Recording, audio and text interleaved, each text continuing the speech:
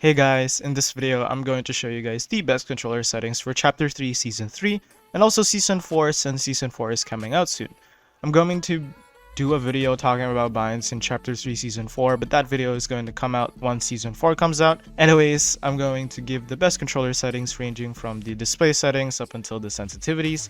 Now, I'm not going to do the controller binds because I have made plenty of videos talking about binds before, and I don't think I need to post more for this season. Plus, I recommend using your own binds and finding your own comfort if you really want to get better at this game. Anyways, without further ado, let's get right into the video. Starting off with the controller players on PC, or basically just PC players, you obviously want to play on full screen. You'd only want to use windowed full screen if you're a streamer, but this is pretty bad for your FPS. Even then, I use full screen while streaming and it works just as fine as windowed full screen. Cap your FPS to whatever hertz you have. You can also increase it by one option above it. So let's say you have a 60 Hz monitor, cap your FPS to 120 FPS or 144 FPS. If you're on a 144 Hz monitor, then cap that to either 144 FPS or 165 FPS. It depends on the capabilities of your PC, and if you're on 60 Hz but your PC can run 240 Hz, then go ahead. However, 80% of the time you should be capping your FPS to your monitor's limitations to prevent any sort of fluctuations with your FPS. The colorblind modes shouldn't matter as much. I would recommend just keeping it the same way as it normally is, since you don't really need the game to look darker or brighter.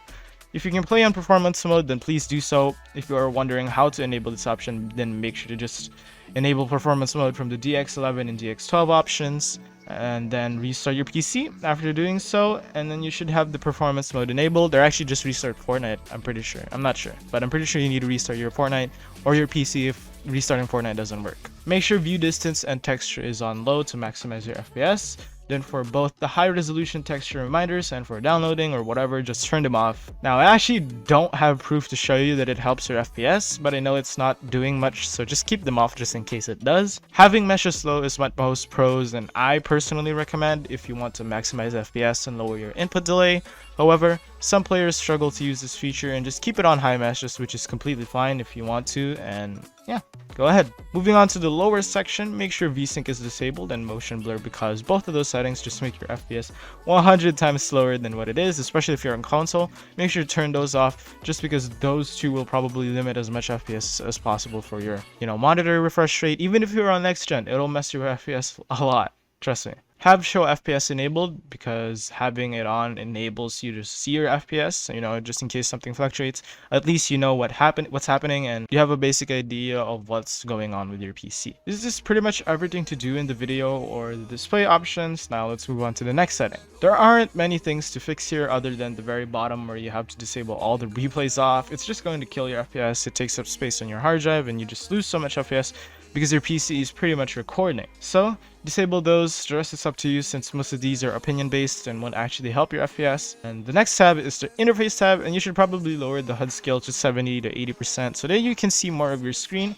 But in all honesty, you can increase the HUD size if you want. It really doesn't matter. And yeah, it doesn't really help that much. And you're probably better off with the default one if you're not used to having a very small HUD scale. That's pretty much it for attaining the best FPS. It doesn't require you to go out of Fortnite. You should see a small 20 to 30 FPS boost if you use these settings, or if you use the default settings and then you use these, you should be able to see a huge difference in FPS once you start applying these settings. Now for sensitivities, it's up to personal preference, but I recommend finding a middle ground between fast and smooth. If you're looking for a sensitivity you want to stick to, I recommend 44% on both look horizontal and look vertical speeds. This is a pretty good middle ground for, a middle ground sensitivity. Then I recommend a 2.1x or 2.1 on both build mode and editing multipliers. Turn the boosts off except this one, because it helps your long range AR aim a ton, which I learned from Aries Takeoff. Shout out to him. Commented on my video and subscribed. I love the man. I suggest linear for really good shotgun aim, and then have your ADS sensitivity on 10% to really maximize the boost that I showed you guys. Anyways, that's pretty much it, because the dead zones all depend on your controller and how long it's been alive for. But since that's all out the way, thank you guys for watching this video. Hope you liked the videos. Subscribe if you're not subscribed already. Turn on post notifications so you are notified of videos like these ones. And yeah, goodbye.